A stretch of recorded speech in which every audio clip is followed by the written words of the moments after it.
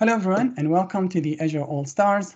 The goal of this podcast is to put the spotlight on people who are actively involved in the Azure community. And the show is this show where we put the spotlight on those stars in the community and the work they do in the hopes of inspiring others to follow. I'm your host, Ahmed. I'm your host, I'm your host, And Ahmed. I'm Luke. And we are hosts. We're your hosts for this podcast. First of all, our legend and our star today, Richard Hooper. Thank you so much for joining us. It is actually amazing to have you here on the show. Thank you so much, mate. No worries. Thanks for having me. Cool. It's great when we have the technology that works across time, doesn't it? Like we're in the future, you know. Well, I think, are we in the future? We are not. I think. Oh, what day is it now? It is. Are you in the 26th? It's yes, Tuesday today, the 26th. Oh, okay. So, and we're still alive. Come on. Yeah, that's good to know.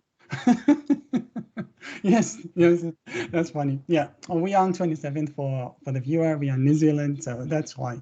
Anyway, So do you want to jump in, Luke? Yeah. So, Richard, thank you for coming on board. It's an honor to have you. We're always eager to hear about people's journey, how they got into IT, their progression from, one role to another, things like that. Can you tell us a bit more about your journey into the tech industry and what experiences may have shaped where you've ended up today? Yeah, of course. So when I was very, very, very young, so quite a few years ago, I'm talking over 30 years ago because I'm older than I look. My mum, we used to have this console called a Spectrum, ZX128K, and in the evenings and that, my mum would sit me down and we would type this code in to get the games to be created and stuff like that. So I've always had this sort of passion for technology growing up, and my mum's fostered that, and throughout my whole childhood, it would be program the VCRs for people, or take apart this radio and fix it and stuff like that, which has been really cool. But I've always had a bit of an arty side as well. So I wanted to be a claymation animator. So I think like Wallace and Gromit kind of stuff. Oh, wow. So I actually did drama GCSE and went to college for a while to do media studies to try and get into this field. But during all of that, I'm still playing with computers. I was building computers. I built my first computer at the age of 11 as well. So like before the internet. Had dip switches on all the graphics cards and stuff like that. So I blew up quite a few bits and pieces. But it was fine because I had an endless endless supply of components because my stepdad at the time, he worked at a hospital and they used to throw out IT equipment all the time. So I used to rummage through the skips and get all these components, think like 386s, 286s and 486s back in them days. And that would even like the AT power supplies as well. We had to watch the grounding cable and things like that. Yeah. So I broke a lot of components growing up, let's put it that way. But yeah, I was focused on this animation route, and then I got to college and I realized it's not really for me. I'm finding more fun doing computer stuff. We had some computer classes because it's this thing called Key Skills as well. And I just spent more and more time playing on computers, speaking to the sort of technical guys there who ran the college, and decided, right, okay, I'm going to pack in this dream of being an animator, go do my CompTIA A+, which my mum paid for, and sort of did that. And then from there, I did the MCDST, which is the Windows XP exam back in the day. Microsoft Certified Desktop Support Technician, if I remember correctly. And then started trying to find jobs in the IT world. I was working at a retail shop called Homebase. So it's like DIY. So I was like building flat pack furniture, doing tills and the displays and stuff like that. So I thought, maybe I could do this for a living, but computers still was there. So I managed to finally get a job working for a company my dad worked for. He worked in the building trades, and this building company had an IT department and they needed an assistant. Thanks to my dad, I managed to get this job.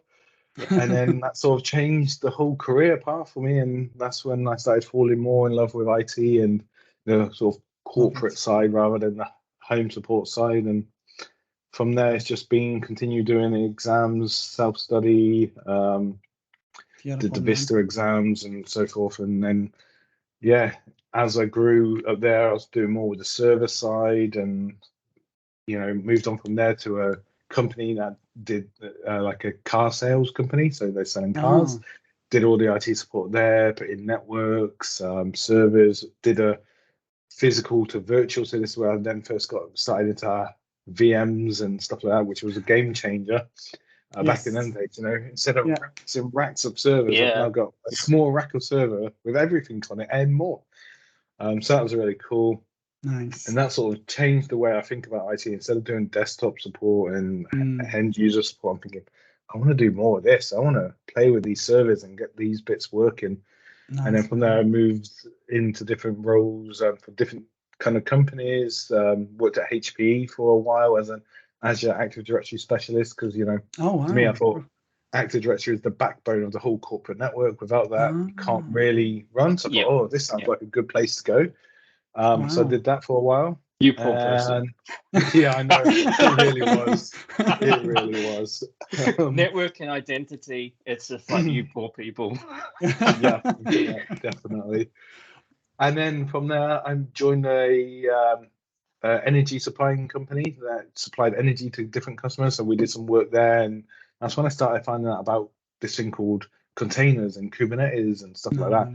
So I thought, this is just like what I'm doing with my virtual machines and my packaging of applications, but smaller. This sounds fun. I'm going to go deep into this. And then I found another company, which was a small startup.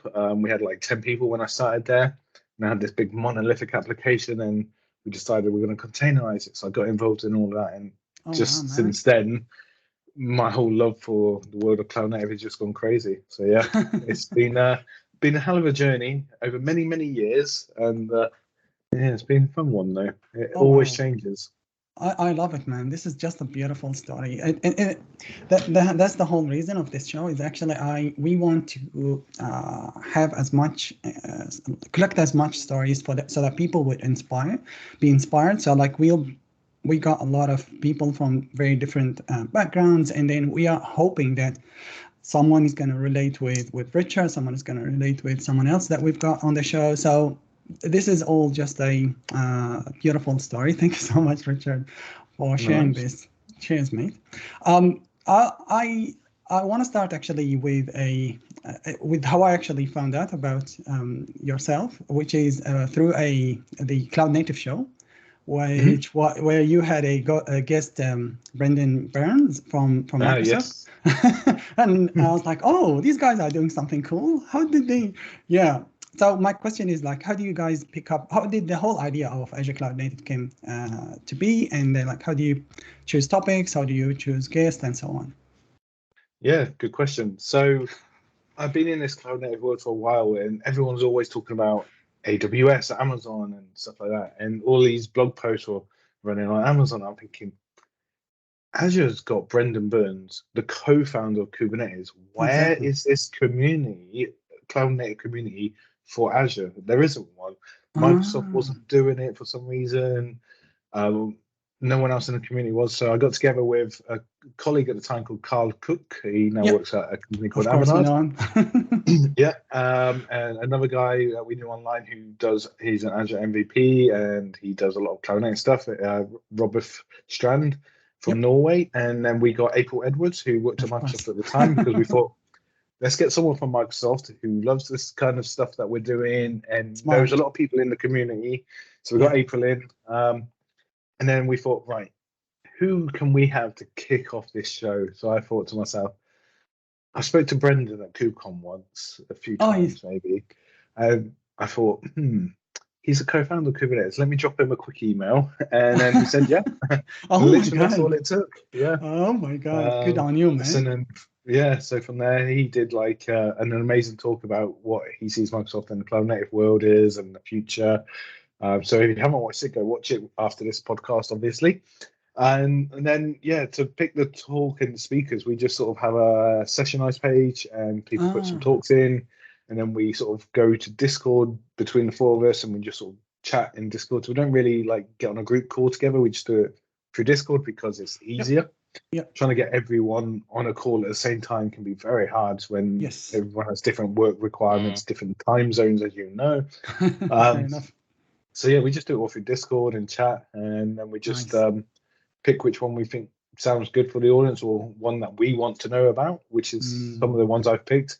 It's like, oh, that's a good topic. I really want to know about that. We'll use that one. Why not? Right? Why not? Yeah. Exactly. And yeah, from there it just keeps building and building. But to be fair, we haven't done one for a little while, and we do need to get back to it, but life gets in the way, as you know. Yeah, it's all good. It's all good. You and your co-host are all stars, so it's actually a great show, and I've seen a lot of it. And yeah, that's actually really and like a great start. So good on you. Cool. I have to admit, I'm a bit behind in those. I need to catch up on that, but it is definitely on my list. Nice. So yeah, that's really great. And I'll have to go. Yeah, I'll go back and catch up on that. So you mentioned like some of the certifications earlier.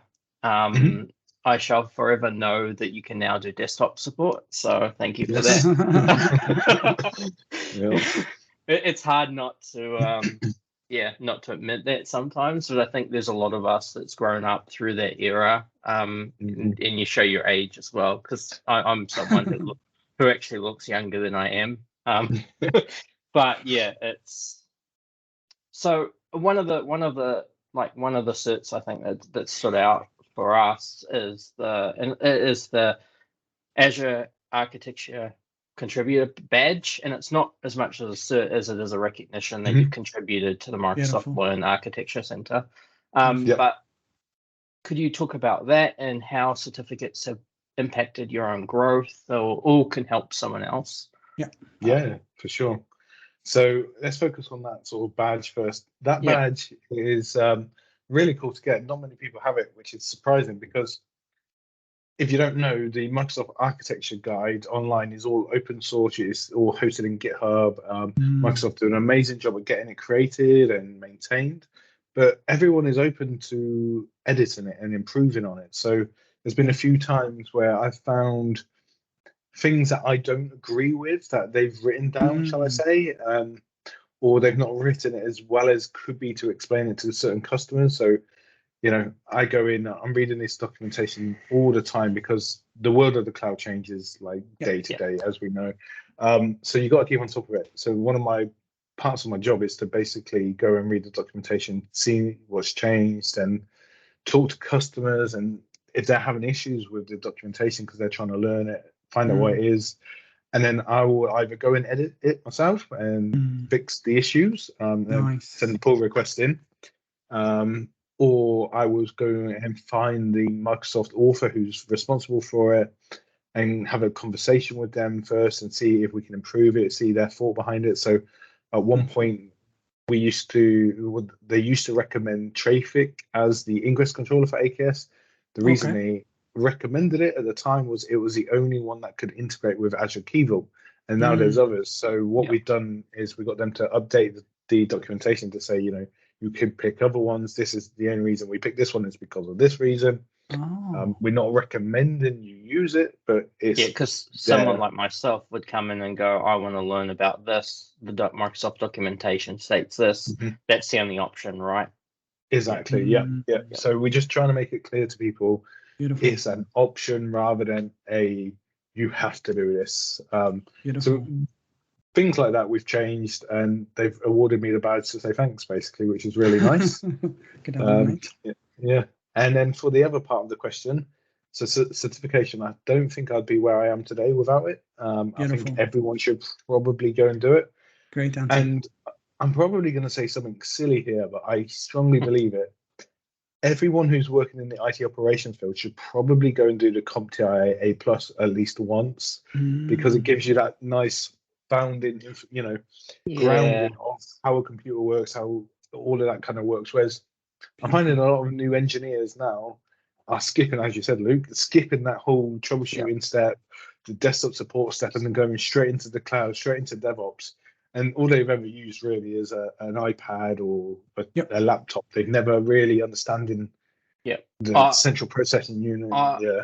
I never did A+, but I studied for it quite hard. In fact, I had the A+ and Network Plus books, and they were like this big. They were huge. So So big. here's little me years and years ago on the bus. You know, the only person probably with books, and I've got two massive ones that are even bigger than the Bible.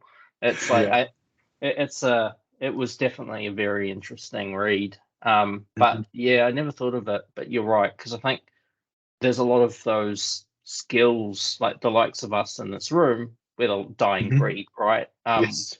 We don't know it's so easy to click a button and all of a sudden you've got a server, you know, in less than 5 minutes. What's happening behind that?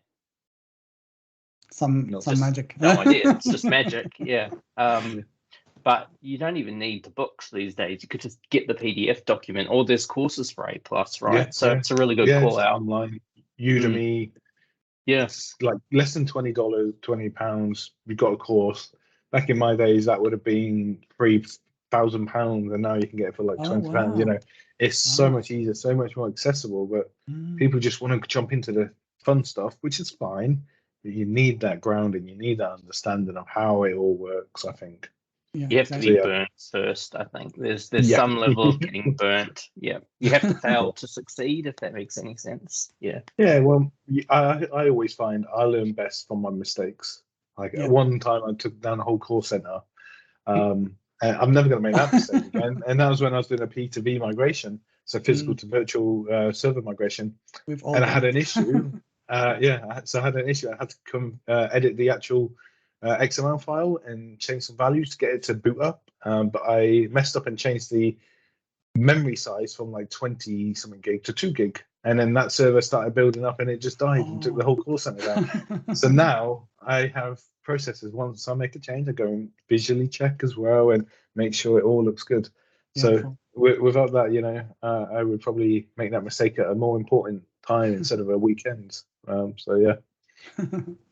Yeah, man. And actually also in talking about learning, and I see that you do a lot of what I actually call, and I don't know, I'm pretty sure it's not just me, called like learning in public, which is like blogging or talking like creating YouTube videos. And we'll talk all about that today. But I've really found out like what is really interesting is that you've been blogging for like 7 years now, which is beautiful. And then I actually found that your blog is like ranking 4 on the 100 best blogs on Azure blogs globally, which is awesome, man. Not sure how, but yeah. it is very high quality content. So like so the question is like how, like, what are some lessons that you got out of blogging, or like what did you learn from blogging? And also what, like, how did you end up becoming like the go-to or like blog for AKS? So like mainly now all your content is all about AKS. So I started blogging, God, when was it? I can't remember, like 2016, 7 years ago, however long ago that is. And the reason I started blogging is because I started this job at a new place and they had good documentation already. But there are certain things that we were doing that we didn't have documentation for. So like the P2V stuff, and there's some issues with Active Directory and stuff like that. So what I found myself doing a lot of the time was rewriting documentation or adding new documentation. But I thought to myself, if this is helping me, maybe it could help someone else. And, you know, I can't find anything on the internet about this certain subject. So I could be the first. And it might help someone. So I think one of my first posts were about some terminal server things. So it was like around the 2012 server 2012 times, and they removed one of the applications, and I found a reg edit to get the application back and stuff like that. So that was the first one, and that is still one of the most popular blog posts I have on the whole thing, which is crazy. Wow. And another popular one is like Active Directory subtree deletions and stuff like that, which is a crazy issue I had, and so many years old, and it's literally always in my top 10. It's quite nice to see that even the old ones haven't been forgotten. Good on you, man. Yeah, so I would say also, if anyone is thinking about starting a blog and you're worried the content is already out there, do it, because your experiences, your sort of motivation behind it, or it can be different to other people. So your sort of foresight into the issue could be totally different to mine. The blog post could be very similar, but you may have seen something I haven't seen, or come up with a better solution or a different solution to get your stuff out there. And it's also a good sort of reference point for, well, as we all know, the cloud changes all the time. Yep. I can't remember what I did yesterday anymore because I'm old. So having a blog, it's like my own personal sort of notebook, instruction manual.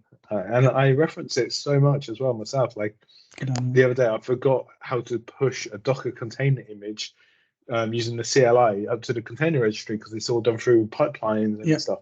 So I just went on my blog. Yeah, it's that one that I remember. It's all good. You know, so it can be very handy. So definitely start looking at that. Have you ever come across, like, you're talking to a customer and then you're like, oh, I'm not sure, we'll have to check it or something, and then you go away, or your customer comes away and goes, I found the answer, it's actually you did it and it's on your blog, and you're just like, oh, of course. A few times, it gets a bit embarrassing when you forgot you blogged about it because it's so many years ago. That's so funny. Yeah. But that's the reason the blog's there, so I can help remind myself and other people.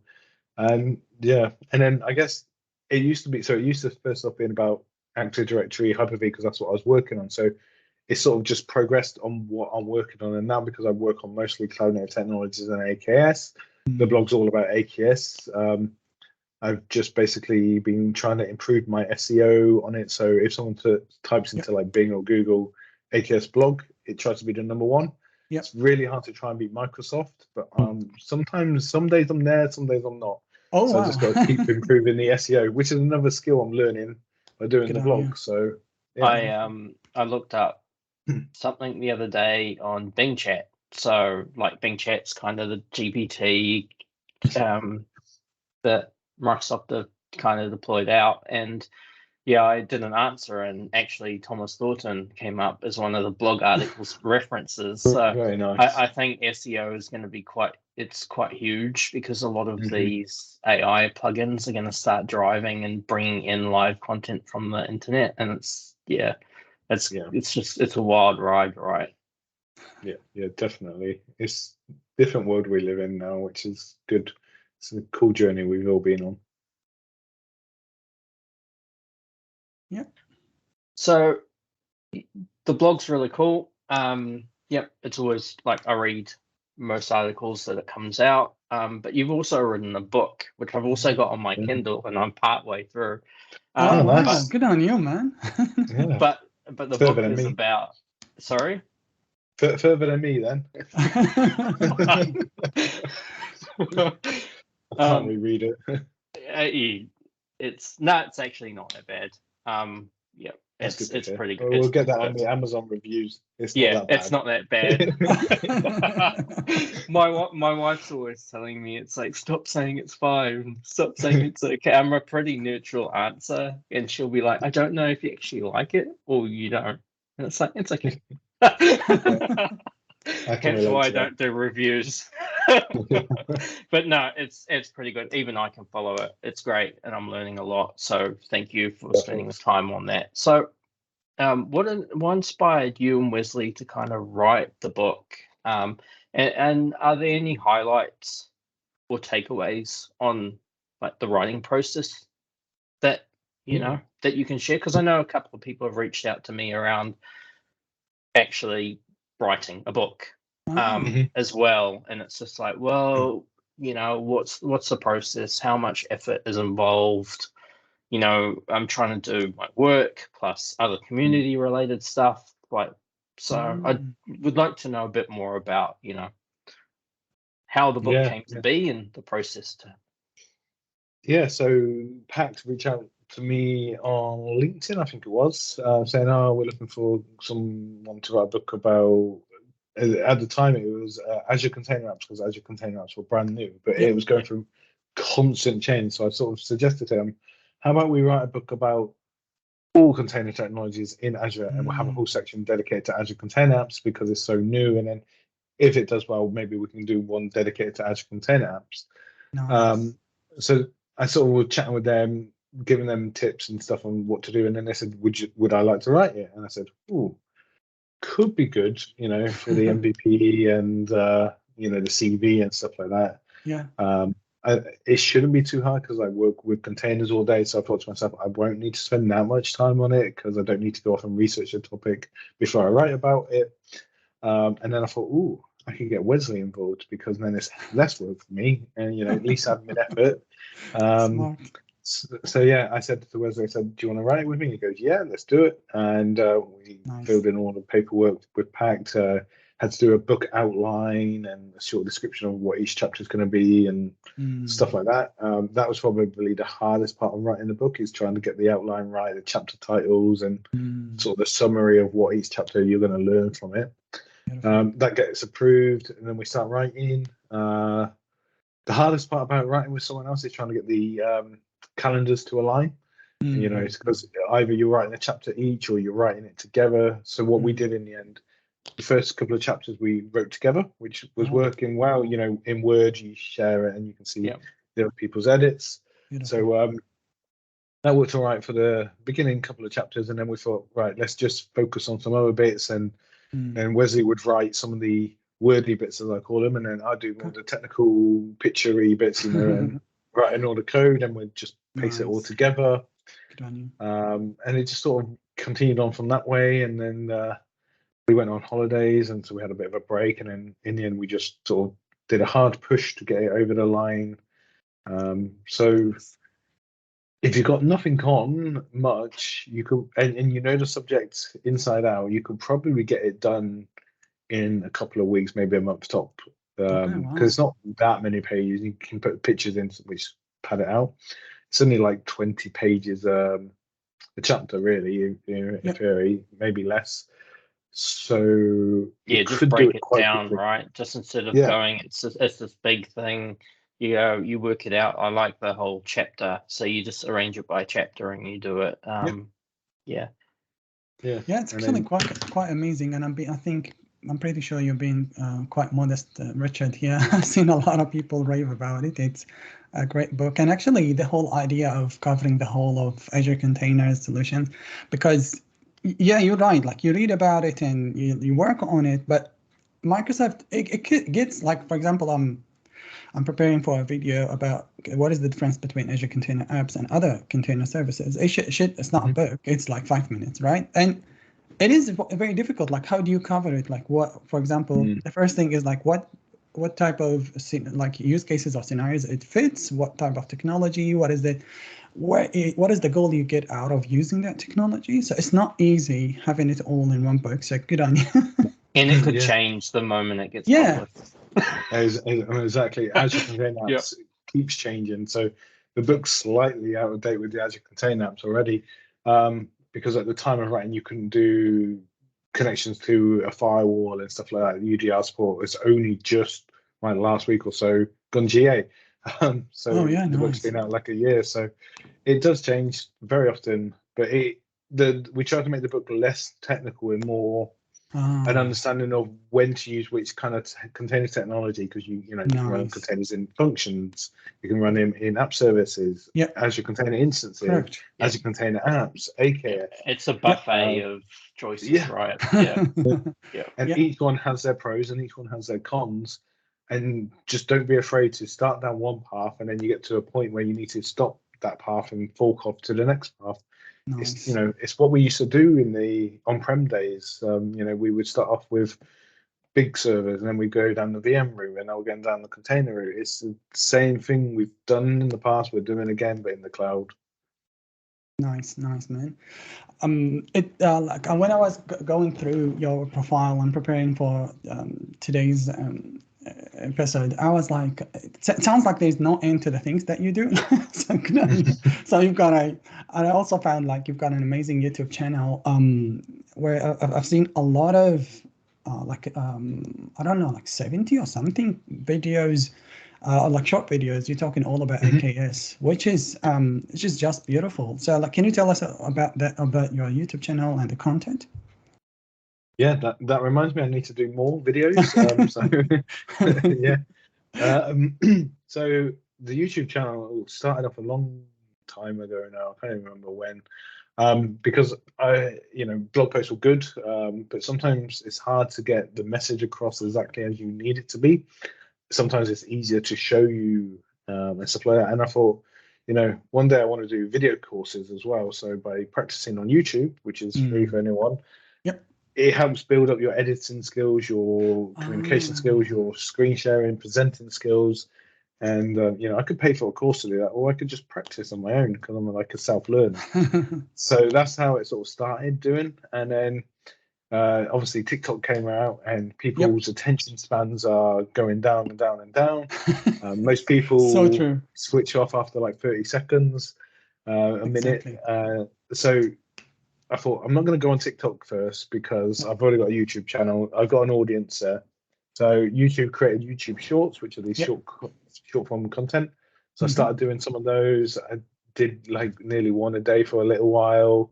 It gets a lot of work because, it's hard to edit on your phone. So I was trying to do it all in one take while splitting it in with work and trying to make thumbnails and stuff. But then I thought they just need to be just quick, short, snappy ones. So I started migrating away from having my face on it and talking to just creating something in Canva, like a little animated video, and then just doing a voiceover on it. And it saves so much time. I could do those within 10 minutes and don't need to worry about thumbnail because it's already in the video, and it made life easier. And then work got in the way and life got in the way, and I've not done many, so I need to get back to doing it because I like to do it every time AKS did a new release. You could get an email, but you might miss it. So I was trying to help promote these new features that are coming. So I do need to start that again. So yes, thanks very much for the kick. Actually, actually, remind me when you talked about the course, I forgot to mention that you also created a course on AKS on LinkedIn, and it is actually one of my first introduction to AKS. Like I went through your course, and I went through your course, and I was like, wow, how did you sum up all the details of like running Kubernetes on Azure? That was super cool, and I needed that to actually because like when you learn a new technology, you really don't know where to start. It is quite, and you hear all about like people complain Kubernetes is hard, Kubernetes is difficult, it's complex. Why do we have this? But actually, if you just jump in and like try to understand, for example, using your course, like just go through it. It's not so scary, right? Like you go through it. Okay, it is like I know I'm not saying something technically accurate. It's like managing a virtual machine or whatever, but exactly. Yeah, it's like Kubernetes take care of managing your VMs, but like the complexity or like the magic comes when it's orchestrating the containers. So just go through Richard's course, take a look at it. Shouldn't be so scary. After that, so I've seen the worst of it. I've seen the most difficult part. That is the highest and the most complicated part. Now let me go back to the basic, and I was like, okay, how do I spin up a home Kubernetes, or like how do I play with clusters and nodes and blah blah blah? That shouldn't be so scary. So thank you for creating that course. No worries. Yeah, no, it was fun to create as well. So what I would say, you sort of hit the nail right on the head. Kubernetes is just like playing with virtual machines. So we still have VMware, vSphere, and Hyper-V, and other virtual machine orchestration tools. Yeah. Just like Kubernetes is a version, in a way, of VMware, Hyper-V. Yeah, you're right. It's just got a different name. Your container image is just basically like your MSI file, where you would install an application into your virtual machine. Nice. You're installing a container, which is a package, because a container image is just a tar file, basically. So it's a zipped up file, like an MSI, and you're installing that into your cluster, and you can move it around workloads. Beautiful. Your values file in your Helm chart is like the MST file you would get for your MSIs to configure to transform it. Yeah. Exactly. So it is literally everything the IT operations world has been doing for a very long time, just with different names. And I think people are scared about it because Kubernetes was marketed towards developers. You don't need operations anymore. You can do it all yourself. But it's not a development tool. It's an operations tool to make developers' lives easier. So if you've got operations people looking at it, they don't think it's scary because they know networking, they know application support, they know how to look after nodes and hardware and virtual machines. And if they can understand a container image is just like a package to install, it becomes so much easier. And you can just sort of understand that, and it just all falls into place. Well, it did for me at least. Nice. Which is probably why I really liked it, because sysadmin background, I did all of that stuff for many years. Makes total sense. It's AKS is an interesting technology because I know that, like, from what I've seen, I barely have the privilege of touching it, to be honest, due to the work, the type of work that I do and get assigned. But I see it being more kind of touched on as part of the, like, I guess in New Zealand, from what I've seen, it's a developer tool.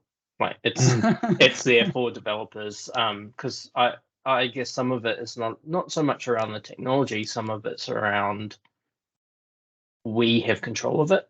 It's that whole, okay, well, platform engineering versus, application teams. And if we can set up AKS, then the developers can manage it and also do their containers. And so they've got the full product.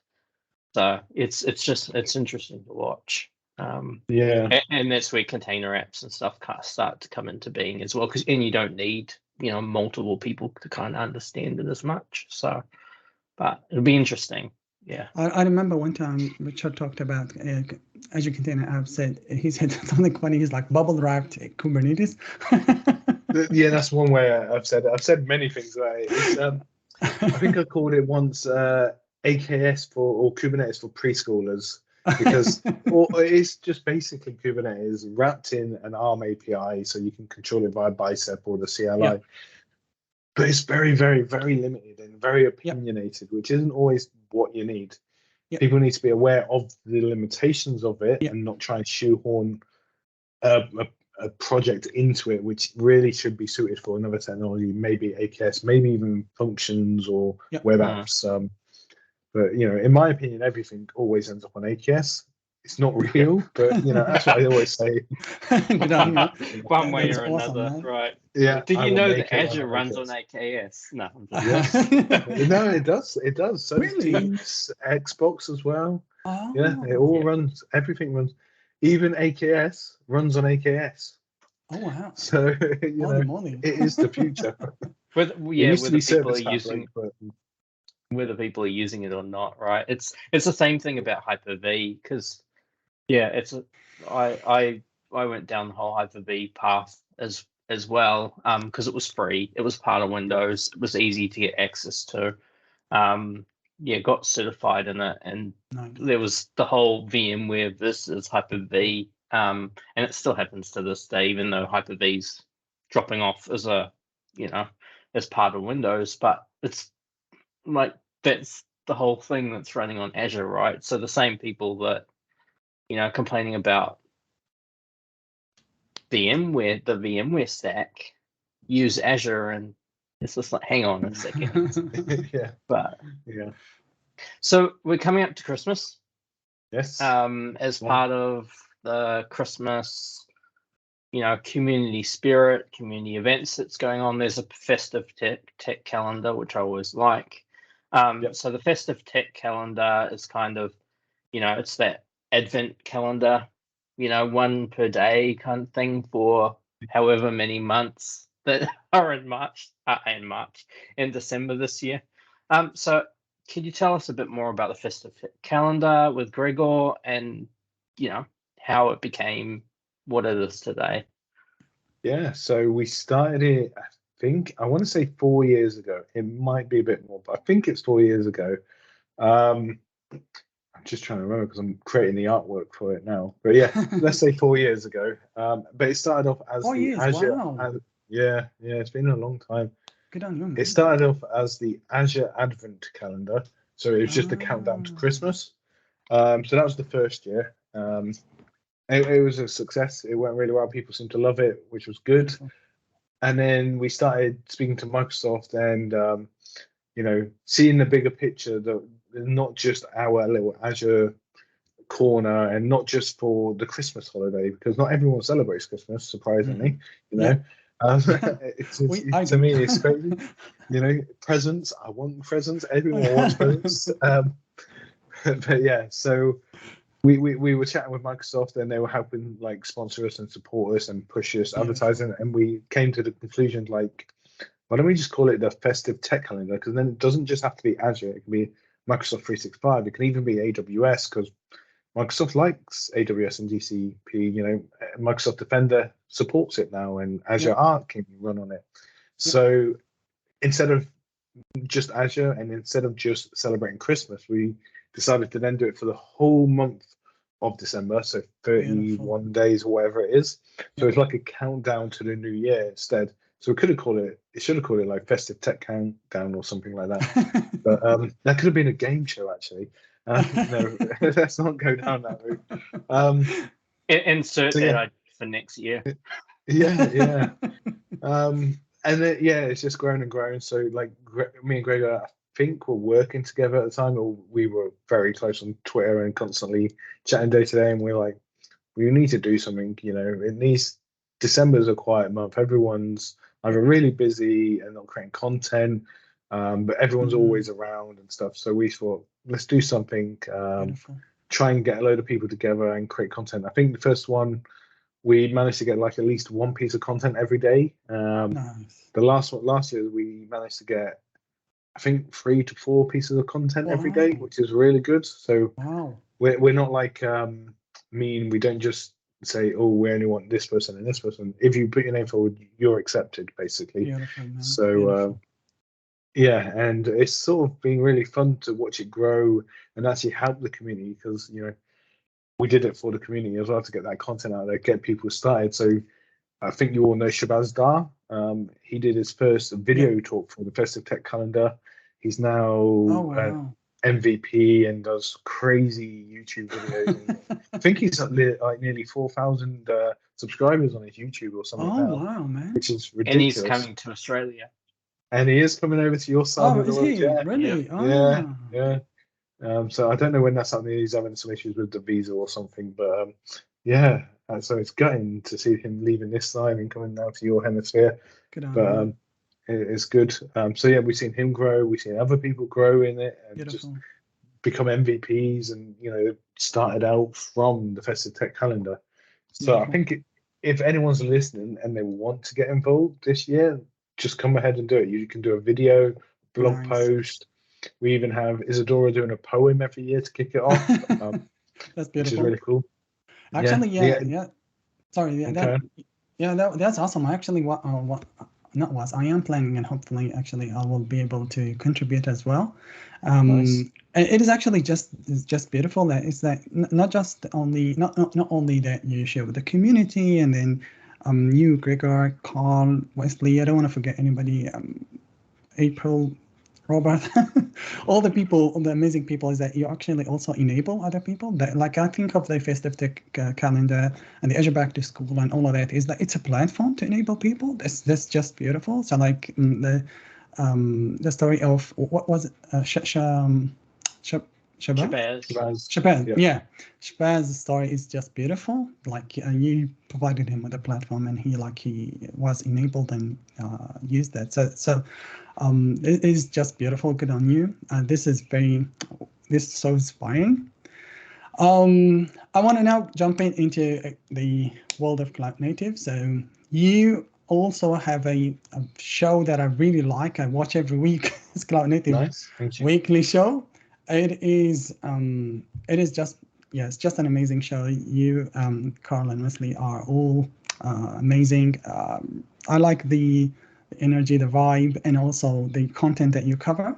It is so, again, it's that thing, like, you know, like when you see someone talking about a technology, covering it out, you feel that like, oh, it's not scary anymore, you know, like at one time, one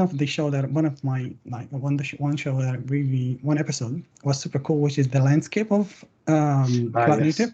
You went through it, and then like, okay, so this is these are all the projects, these are incubating, these are graduate, and you going through it, and I was like, okay, it's big world, but it's still not so scary. So tell us Mhm. about that show and what are like your vision and like what are future plans for it? Yeah. Yeah, so we started that show because we have this WhatsApp channel where Yep. we're constantly chatting cloud native stuff, and Nice. we thought, oh, other people might like this because we're constantly learning, telling each other what we found and stuff like that. So we Beautiful. thought, why don't we just record it live? It's only going to be half an hour a week. We're already doing it in the chat, so Awesome you plan. know, we just decided to go live and call it Cloud Native Weekly because we're doing it weekly. It's all about cloud native technologies. Beautiful. And that's how it started. And from there, it's just been going and going. So now sometimes we have some guests on if we can find some in time and they're ready to prepare because it's so quick. Or we just have a laugh and pick a subject literally. So the landscape one, we literally picked that the day before to schedule it because we forgot to pick a subject. And it's such a massive subject. It needed to be done at one point. So Yes. we just thought, Yes. let's do it now. Good idea. And sort of stuff like that. Like we've got one plan for this week. We've only just tonight decided what it's going to be about, and it's going to be about conferences because it's coming up to Oh, KubeCon yeah. North America soon. So like Beautiful.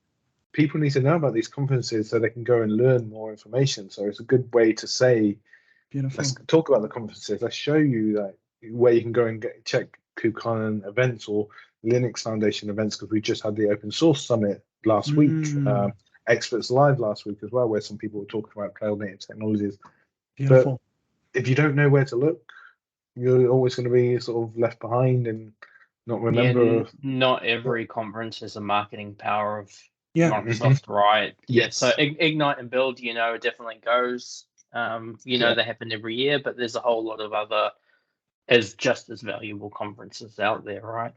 Beautiful. Yeah, there's this thing called Kubernetes Community Days as well, which are all over the world, but not many people know about them. We've got one in the UK, in London. We've got Amsterdam. I think there's even some over in Australia, Singapore, and just all over the world. So we want to sort of showcase these kind of places, so you know where to go to find out your local event or these global events, and yeah, continue Beautiful. your journey on learning because it's all about Beautiful. giving back. Beautiful. Cool. Cool. So in terms of giving back, MVP. Awesome. Yes, Congratulations. Congratulations on the renewal. I know firsthand how nerve-wracking that can be. I don't think I slept at all the night that we were finding out, but congratulations. So, someone is as passionate about cloud native technologies as you are. Can you tell us more about, kind of the MVP award, how that came to be, and Cloud Native Ambassador as well? If that's okay. Yeah, of course. So yeah, 5th year MVP. So I finally got my blue disc today, which was cool. Looks really nice on the stand. I don't know if you can see it behind, but it's on the shelf somewhere. So yeah, the MVP. So when I was doing all this Hyper-V stuff and that, there's this guy called Aidan Finn, and he was all about Hyper-V. And I used to read all of his blog posts, all of the things. And then on his blog, I see this MVP logo, and I'm like, what the hell's that? So I started researching it and thought, oh, that's really cool. Maybe one day I could. And his blogs and his way of sharing information definitely encouraged me to start sharing the information, starting the blog, stuff like that. So I think I was doing that for quite a few years. I was going to more conferences and meeting other MVPs as well, and sort of networking, very important skill to have. Not physical networking like patches and pictures and stuff. That People needs to be clarified. We need a banner or something just going definition of networking. Yeah. That kind of networking is also important, even in the cloud native world, but people networking definitely the most important networking skill to have. So yeah, I was chatting to all of these MVPs, getting to know them, getting to know Aidan Finn. There's this conference in 2018 called Cloud Camp in Dublin. I went to. I was like one of the first ones to sign up, or the first one to sign up, because of Aidan Finn, and he was organising it. And then they invited me to this sort of speakers do after party thing where they recorded the Windows Live podcast with Mary Jo Foley and I can't remember the guy's name now. Oh gosh. Anyway, you can find it online, which was awesome to see. And then I was speaking to all these other MVPs. At that time, I was also creating the Azure study guides because they're just migrated to the role-based exams. Yeah. So I did all of those in the beta stages and created all these study guides with links in the Microsoft Docs, and people were loving that, sharing it inside their own SharePoints internally in Microsoft and other big companies, which was cool to see. Because the analytical tracking, you can sort of see all that cool stuff. Another good skill to have when you're doing blogging. And then I was speaking to all these MVPs, and they're like, "Oh, you're not an MVP already?" Because I've been using your blog to pass the exams and stuff. So I was speaking with a guy called Kenny Lowe. I think you probably know Kenny Lowe. He's very famous in the MVP community, especially when it comes to the bar. He does Dell and hybrid stuff. Yes. If you ever do anything with Azure Arc, he's the guy to go to. Yeah. What he knows about that, God, he could write books and books, I think. Oh my God! He's an absolute legend. You maybe try and get him on here one day. Yeah, we good. Yeah. I was thinking then. Yeah. But yeah. So then he said to me, "I'm going to nominate you." So this was back in maybe the beginning of 2019 or end of 2018. He nominated me. I had to fill in a massive form with all the contributions I did, the amount of people it was reaching. I think one of my blog posts reached, back in them days, it was like 50,000 people, individual people. My God! Wow. So different IPs and stuff, and a hell of a lot more if you class views and stuff. And that would have been that would have been a lot. That would definitely be massive back then as well, because Yeah, it was a brand new exam and stuff. So yeah. They're still quite popular blog posts, and I need to update them again, really. But there's so many more up-to-date ones out there now, which is nice to see. I think I might have even been the first one to do an Azure blog post for the study guides as well, which was nice. Sort of hit that niche at the right time. Yeah. So I filled in this massive form, waited, had a chat with our MVP regional lead, and she helped me fill in more information to sell it to the Microsoft head office to the size of my contributions. Got the award the same day as Greg Assotti, so I think everyone there was Azure Greg. Yeah. Wow. So we're like MVP buddies, which is cool. And then from there, it's just sort of I've just basically been having fun spending my Azure credits you get with the MVP program, creating content to try and help people learn and pass this message on about AKS and this whole cloud native world. Nice. And then following on from that, this cloud native ambassador is from the CNCF, so the Cloud Native Compute Foundation, which is a foundation for all of this cloud native technologies, so Kubernetes and every application pretty much that runs on Kubernetes inside it as well.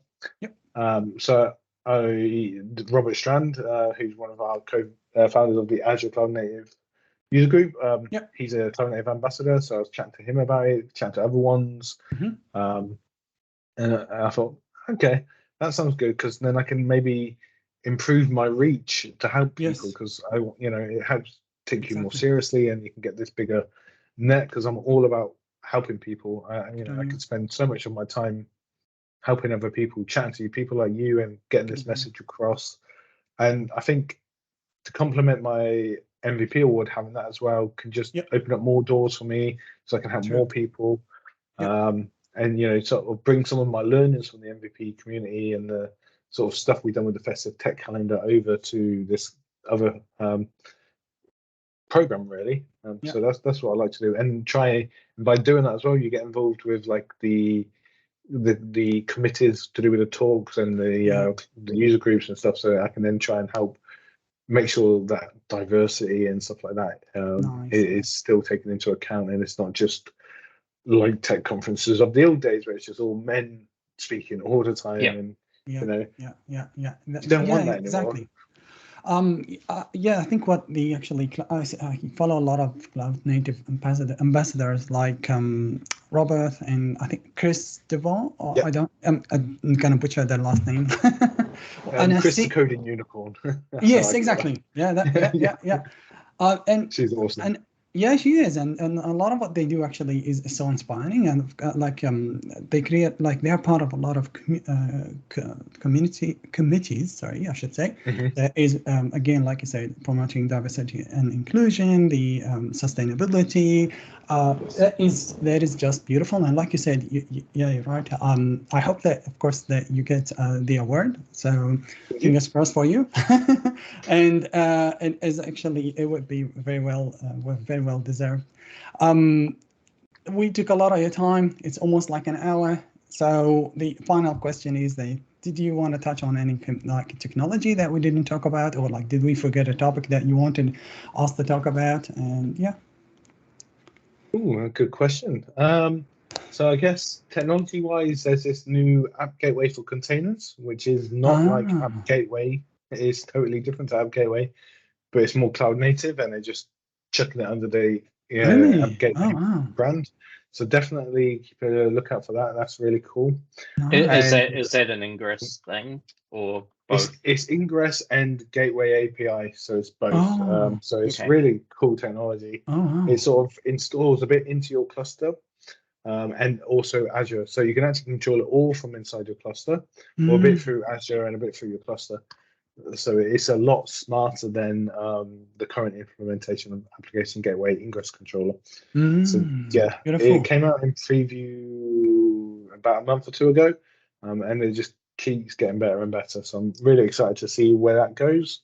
Beautiful. Another bit of technology that I'm excited about, which I need to get more into, is there's always been an issue running like databases or workloads with storage in Kubernetes, Yeah. and that because the way the storage devices are attaching to the nodes and stuff. So Microsoft created, I think they called it the first sort of storage provider system, whatever it's called. I can't remember the exact name. Run container storage that runs on Elasticsearch, I think. Is that? Yes, exactly. Yeah. Azure Container Storage is the name of it. Yeah. And they were the first ones to basically do this. So we're thinking, Elastic SAN, that reminds me back of my on-prem days when I had a SAN. So Yes. this technology is still there. So now I can attach a SAN, so a storage area network, a big bunch of disks, into my AKS cluster. And it sort of goes in at this weird level. So instead of attaching to each individual node, it attaches at this other level, which means my pods can start up quicker and actually makes it mean like I can run databases comfortably on a Kubernetes cluster without having to worry, will the pod come up quick enough so the database isn't losing records and it's not down for so long. So I'm really excited to see how that kicks off and check the throughput of that to make sure it does it. There's some other things I can't talk about because it's all under NDA. But if you keep an eye out around November, where KubeCon and Microsoft Ignite are, really cool things are coming out. I'm excited. Nice, man. Nice.